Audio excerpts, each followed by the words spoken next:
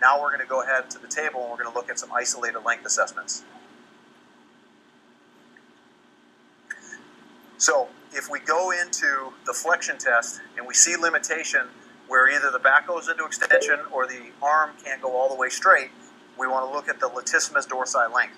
So one of the things that we do is we palpate the scapula on the lateral part of the mid-axillary line of the trunk here, the inferior angle. Thumb is straight back, and we take Scott's arm into flexion as far as he can go without any arching of the back. And as soon as that pops into my finger, I'm going to go ahead and stop Scott there. I'm going to measure that angle. So my movement arm is going to go along his humerus right to the olecranon process right here. And my stationary arm is going to stay with his mid-axillary trunk. And my axis of rotation falls into a functional position right where the humerus and the scapula come together at the glenohumeral joint. And we want to see that motion should be overhead, but Scott's compensating there, and that's 180 degrees straight over his head, and Scott in that position was about 155. So you see some limitations there.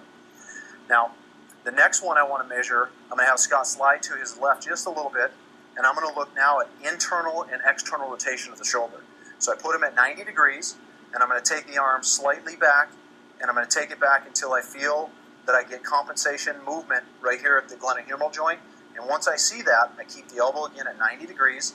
My measurement is going to be axis of rotation through the olecranon. The stationary arm is perpendicular to the floor, and my movement arm goes right down through the ulna, through the outside of the hand, all the way through the lateral finger there. And I take that measurement, and normal should be 90 degrees, and Scott's about 85, so he's pretty good motion there. The next one is looking at internal rotation of the shoulder. Same thing, horizontal abduction, 90 degrees, and you want the elbow at 90 degrees. And now I'm going to take Scott down, keeping the elbow at 90 degrees. I'm taking him down until I get motion at the glenohumeral joint, or I get protraction of the scapulothoracic joint. So right there is where I get compensation. Hold right there, Scott. Same axis. I go through the olecranon. Stationary arm is perpendicular to the floor, and this arm is lined up with the ulna, and I'm taking that measurement, and Scott's at 55, and normal is all the way down here to 80.